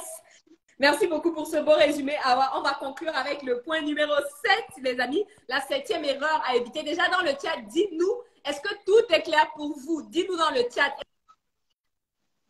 Est-ce que vous nous entendez toujours? Est-ce que vous nous voyez toujours? J'ai plus de batterie, je vais prendre juste mon chargeur. Dites-nous dans le chat. Du coup, une seconde. Super, vas-y, vas-y. Hey, hey! Coucou la team! J'espère que vous allez bien, que vous êtes chaud comme nous. Alors, est-ce que vous êtes toujours là? Donc, c'est clair, yes, ok. Vous êtes toujours là. Bon, ben super, ça fait plaisir. Donc là, c'est bon, j'ai chargé mon téléphone. Super clair, ben merci. Merci à Awa en tout cas. Bah, merci à toi. Avec grand plaisir. Awa, on conclut. Attends, je t'ai perdu 2 secondes. Ouais, je pense que c'est le temps qui se reconnecte. Ok. Ça. Le point numéro 7. Quelle est la 7e erreur? La dernière erreur, les amis, le dernier point à suivre, à vérifier, à prendre une loupe avant de signer votre contrat de travail. De quoi est-ce qu'il s'agit? La dernière chose, c'est de préparer quand ça peut potentiellement aller mal. Et donc, ça veut dire comment on maintient mon salaire quand je suis malade, quand je suis en accident du travail. Quelles sont les conditions qu'il y a en cas d'absence qui n'est pas forcément volontaire ou de mon fait? Parce qu'en fait, c'est des choses qui arrivent et on peut voir d'une convention collective à une autre, d'un secteur d'activité à une autre, d'extrêmement grandes disparités avec des conventions qui vont maintenir ton salaire à 100% pendant 2 ans quand tu es malade, avec des conventions qui, au bout de 3 mois, faut les oublier, il n'y a rien du tout. Ou même des secteurs d'activité, il n'y a pas de convention collective et c'est le code du travail qui s'applique et il n'y a même pas de maintien à 100%, c'est 90% du salaire. Et ça, je vous assure, on n'y pense pas parce que quand on est jeune, quand on est en bonne santé, on se dit que ça va durer tout le temps. Mais quand ça vous arrive, je peux vous assurer que quand on est dans le bon secteur d'activité, pareil pour la maternité, eh bien, on est bien content d'avoir ces choses-là. Et ça, pareil, ça peut se vérifier très facilement sur la convention collective. Et quand on compare une offre d'entreprise à une autre entreprise, eh bien, on peut voir aussi la différence. Super. Awa, juste oui. avant qu'on ne passe aux questions, est-ce que tu as quelque chose que tu veux rajouter par rapport à ça?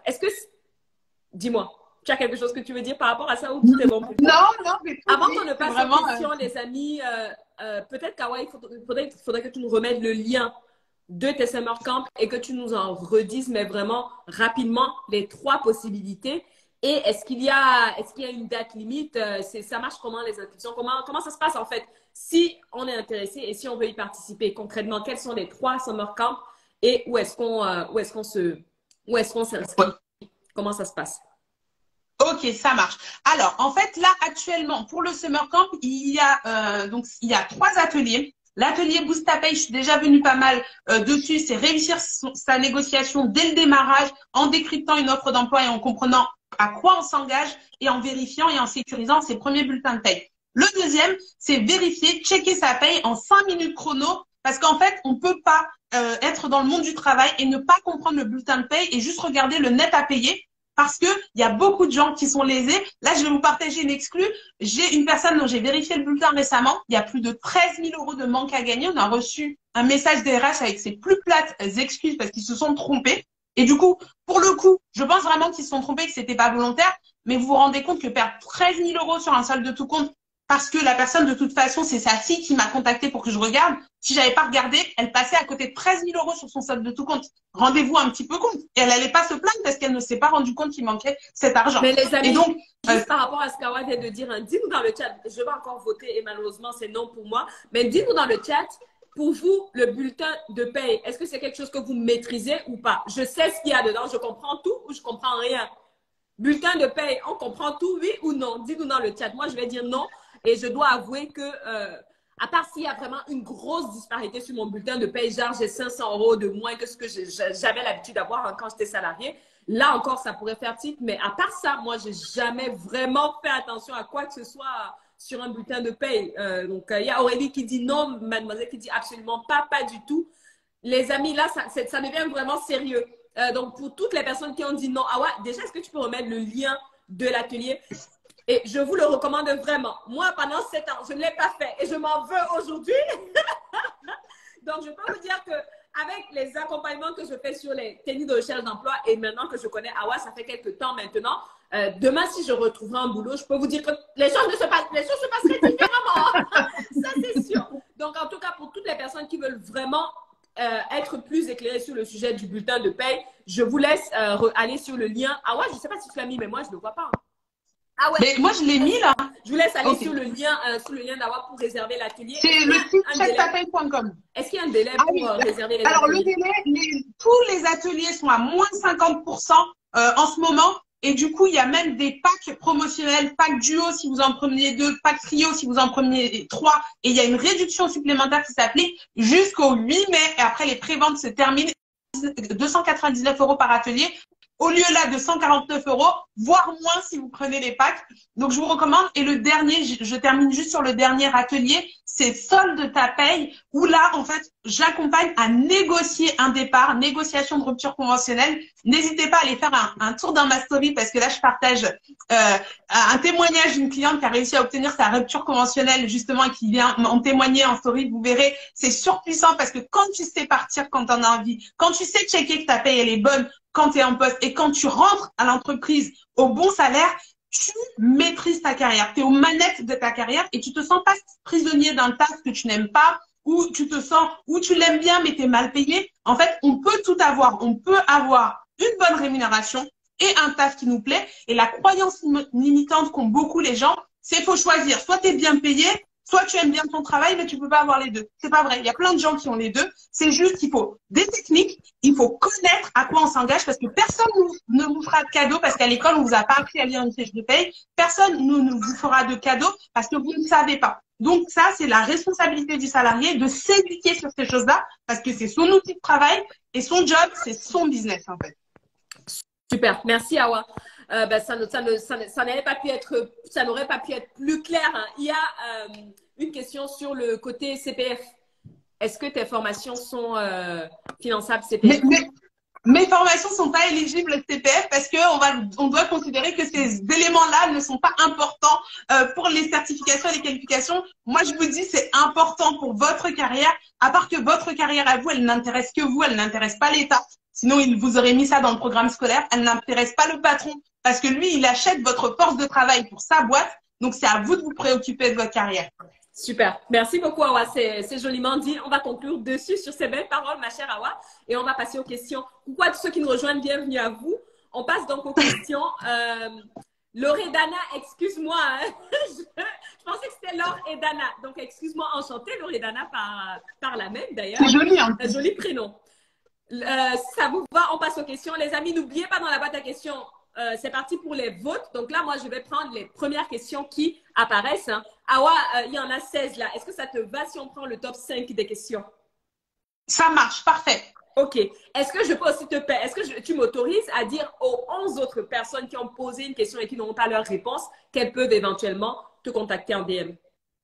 Oui, bien sûr. Et en plus, je fais une foire aux questions en général tous les vendredis où je sélectionne un certain nombre de questions et j'y réponds en live. Et le live après est enregistré. Donc, n'hésitez pas à voir sur mon compte et à revenir me voir aussi en DM.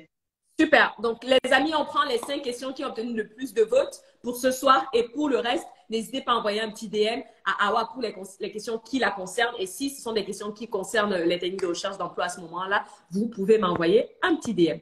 C'est parti, Awa. La première question qui a récolté 16 votes, la question de Rama. Est-ce qu'il y a un site où on trouve facilement les conventions collectives? Alors, attends, est-ce que je peux l'afficher? C'est ça. Est-ce qu'il y a un site où on trouve facilement les conventions collectives gratuitement?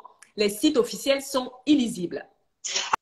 Alors, le site officiel qu'on voit souvent pour les conventions collectives, c'est Légifrance. Et effectivement, c'est très compliqué de s'y retrouver quand on n'est pas un professionnel de la paye. Mais un nouveau site, nouveau, il est plus si nouveau que ça, c'est codedutravailnumérique.gouv. Et en fait, ce qu'il fait, alors pour l'instant, il répertorie pas la totalité des plus de 600 conventions collectives qui existent, mais il en répertorie quand même beaucoup.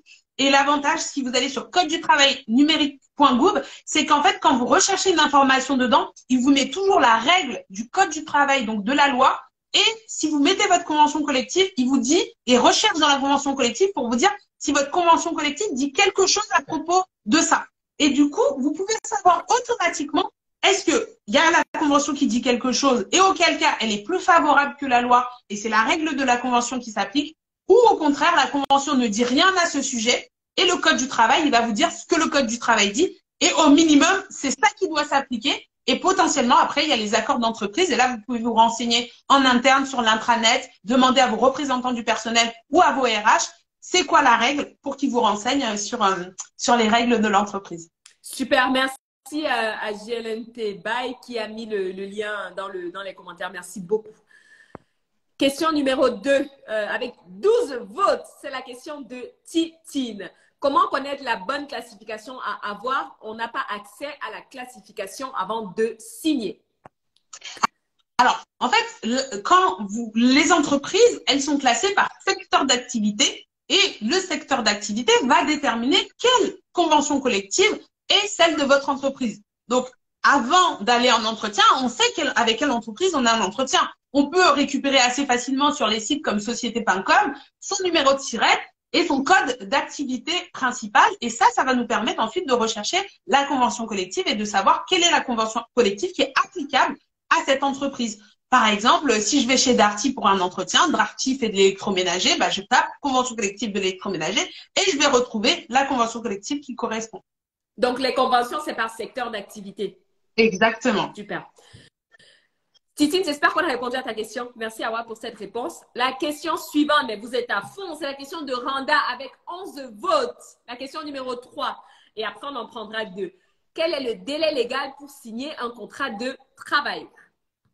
Alors, ça dépend du type de contrat de travail, mais pour le contrat en CDI, ce que je vous disais tout à l'heure, c'est que théoriquement, au niveau du Code du travail, il n'y a pas d'obligation d'avoir un écrit pour le contrat en CDI.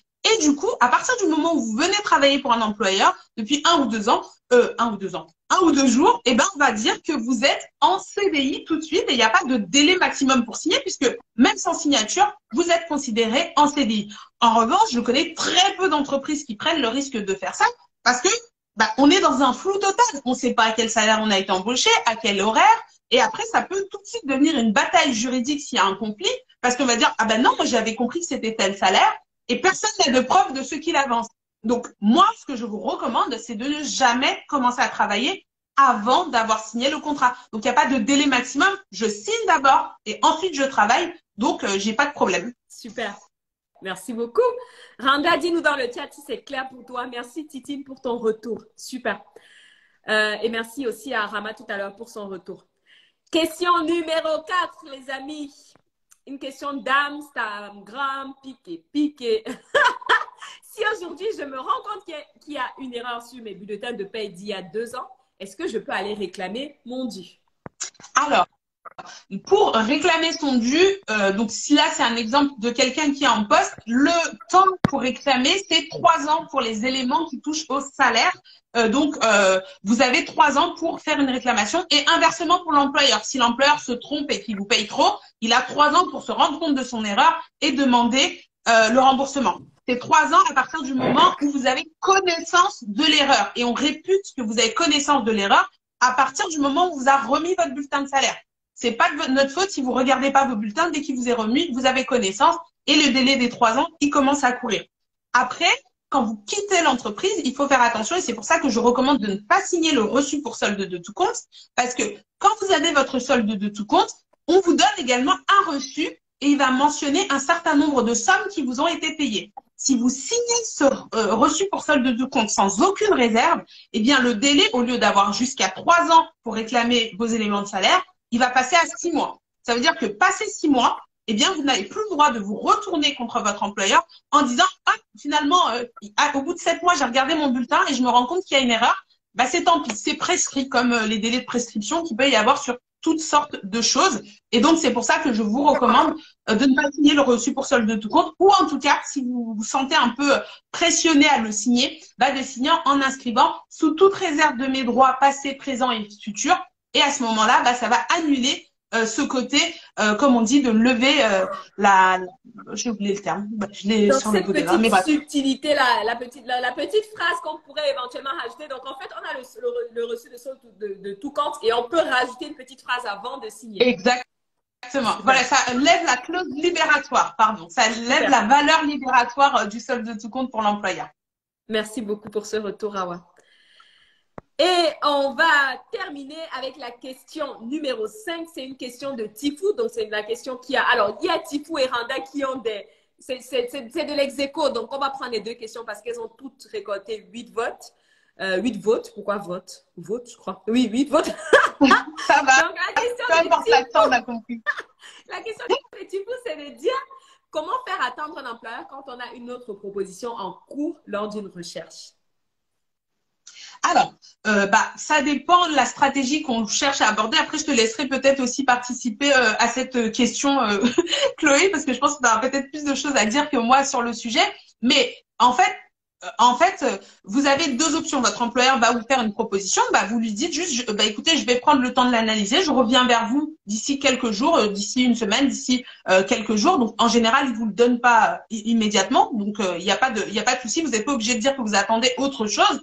Après, en revanche, c'est plutôt l'autre employeur. Si je pense qu'un délai d'une semaine pour faire un retour à une signature, ça reste de l'ordre de raisonnable. Mais si dans le même temps, vous avez l'autre employeur qui met du temps à vous renvoyer, n'hésitez pas à lui dire que vous avez une autre proposition et que du coup, vous souhaitez savoir. Et au contraire, ça va venir augmenter la désirabilité de votre profil, en fait. C'est comme sur Tinder, quand vous savez que l'autre est désiré, ça vous il est encore plus désirable.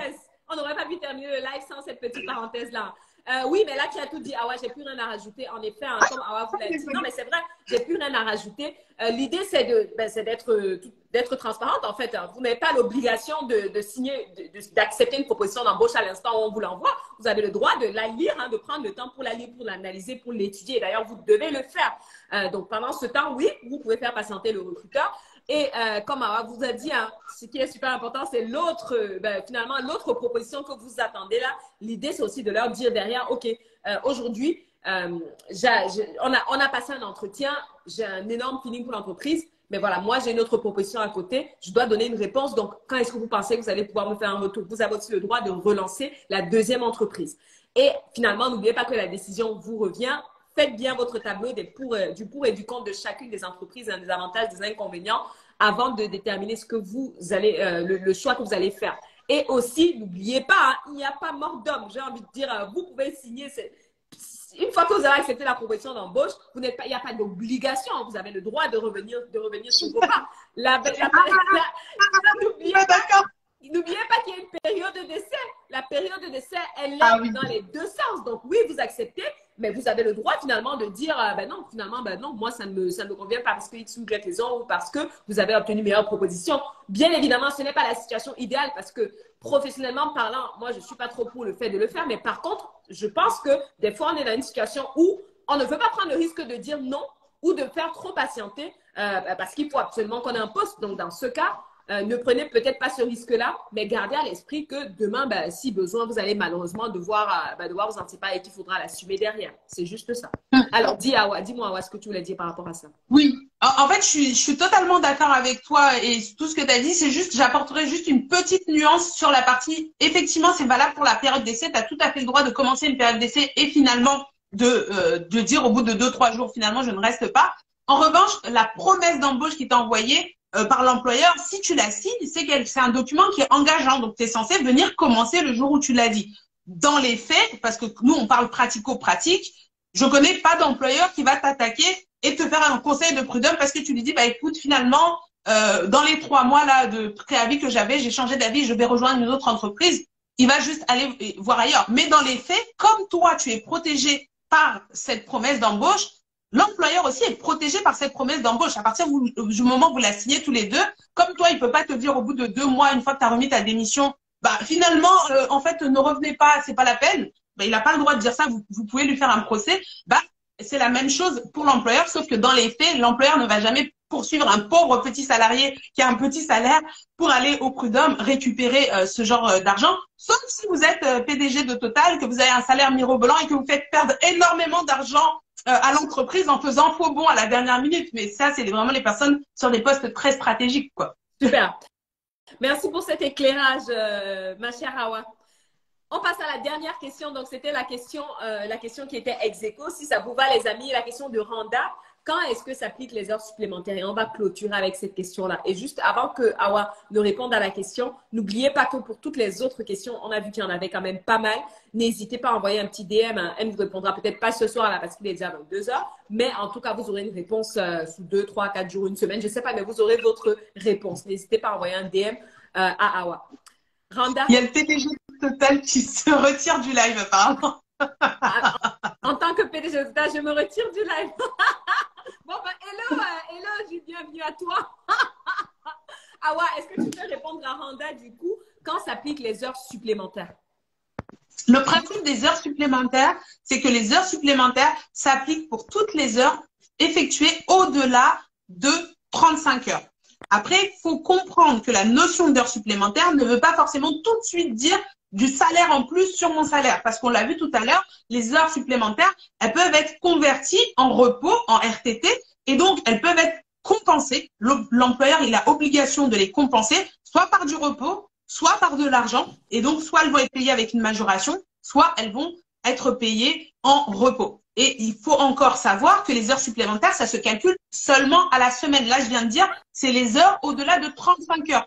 Donc, même si une journée, tu fais du 9h, 20h, tu as beaucoup travaillé sur cette journée-là, on est d'accord, mais tu n'as pas forcément fait d'heures supplémentaires tant que la semaine ne s'est pas terminée et qu'on n'a pas vu que sur la semaine, tu as dépassé les 35 heures. Super. On est d'accord que ça ne concerne pas les cadres forfait jour. Effectivement, au forfait jour, on ne fait pas d'heures. On n'a pas d'heures sur notre contrat ni sur notre bulletin. Donc, ça ne concerne pas les cadres forfait jour. OK. Les amis, il est 22 heures. Ben, pile poil, hein, pour une fois, on est plus ou moins à l'heure. L'idée, c'était de faire un live d'une heure. On a fait un live d'une heure et demie, comme toujours avec Hawa. Les amis, on arrive au terme de ce live. Vous êtes encore tellement nombreux dans le chat, tellement nombreux partout là. On voit des cœurs, c'est gentil, merci beaucoup. Samy, la question, c'était dans la boîte à questions. Et si la question concerne la paye, n'hésite pas à l'envoyer à Hawa juste après. Et si ça concerne les techniques de recherche d'emploi, n'hésite pas à me l'envoyer juste après. On reviendra sur vos questions dans la semaine ou au plus tard semaine prochaine. Merci à tous ceux qui ont été là, qui nous ont suivis. Merci pour ces flammes, pour ces cœurs, pour ces gentils mots dans le chat. On est des reines, il faut une couronne alors. Merci, c'est super gentil, ça fait plaisir. Mille merci à tous. On vous a vu. Il y en a pas mal qui étaient là dès le début. Là. On vous a vu. Hein. On ne vous nomme pas là. Pareil pour Somnat qui est là depuis le début. Homo aussi. Merci pour ça. Merci à tous ceux qui nous ont rejoints pendant le chat. Merci pour cette vibe. Merci à tous ceux qui sont venus et qui sont partis et qui vont regarder ce replay. Merci à toutes les personnes qui n'ont pas été là et qui vont regarder le replay également. Mille merci. Merci à tous ceux qui nous rejoignent à l'instant T là. Coucou et bienvenue à vous et au revoir. Merci. Merci à vous. Merci à Hawa. Merci à Hawa pour ton expertise, pour tes conseils, pour tes pépites. Est-ce que tu peux, pour clôturer, juste nous dire le mot de clôture et nous remettre le lien pour accéder à tes ateliers dans le chat, s'il te plaît, ma chère Hawa. Oui, merci de m'avoir accueilli, Chloé. Merci pour tes good vibes. J'adore faire des lives avec toi à chaque fois, c'est génial. Et merci à tout. Le chat était en folie. Franchement, j'ai adoré. C'était vraiment super. Et donc, ce que j'ai envie de dire pour la fin, c'est que vous avez une puissance de dingue. Vous pouvez gérer votre carrière professionnelle. Il vous suffit de le choisir. Il vous suffit de vous informer, de prendre aussi vos responsabilités parce que avec un grand pouvoir vient de grandes responsabilités. Et donc, du coup, oui, il faut prendre des responsabilités. Oui, il faut faire des choses qui nous plaisent pas toujours, comme aller décortiquer des textes. Mais vraiment, il y a une courbe d'apprentissage qui est tellement intéressante et qui vous permettra après de maîtriser les choses et d'être en égalité quand vous êtes en train de négocier avec votre employeur. Donc vraiment, reprenez le pouvoir sur vos payes et sur votre carrière professionnelle. Merci. Merci pour cette belle conclusion. Merci pour toutes ces flammes, tous ces cœurs. Franchement, trop d'amour là ce soir et ça fait super plaisir. Merci pour votre confiance. Ah ouais, est-ce que tu as remis le lien? Non, attends, je le remets une dernière fois. Je clôture dans une minute. Checktapaye.com. Ceux qui veulent allez voir le summer camp et tout ce qu'il y a. Il y a le détail des programmes. Et du coup, je pense que ça va vraiment vous plaire. Ça a été fait par des salariés, pour des salariés, avec des salariés. Donc, je pense que c'est le truc le plus pensé pour vous qui peut exister, quoi. Super. Merci, merci à tous. Merci pour ces gentils messages. Merci, Kat, pour ton point. Les amis, on est parti. On vous souhaite une très, très belle soirée, une agréable soirée. On vous dit encore merci. Je ne le dirai jamais assez. Merci pour votre confiance. Vous êtes nombreux à être connectés aussi bien sur mon compte que sur le compte d'Awa, à nous suivre au quotidien. Donc, je profite de ce live déjà pour vous dire merci. Pour dire merci à tous ceux qui s'engagent de près ou de loin. Il y en a qui s'engagent, qui like mes posts, qui like mes stories, qui nous encouragent. Il y en a qui ne le font pas, mais qui le font avec le cœur. Donc, mille merci à vous pour ça. Merci pour votre présence. C'est grâce à vous qu'on est là. C'est pour vous qu'on fait ça. C'est grâce à vous qu'on s'amuse, qu'on s'éclate. Merci, merci, merci. Plein d'amour à tout le monde. Très, très belle soirée à tout le monde. Et je vous dis à très bientôt pour un prochain live qui s'annonce aussi au temps électrique. Bisous tout le monde. Merci, Awa. À bientôt.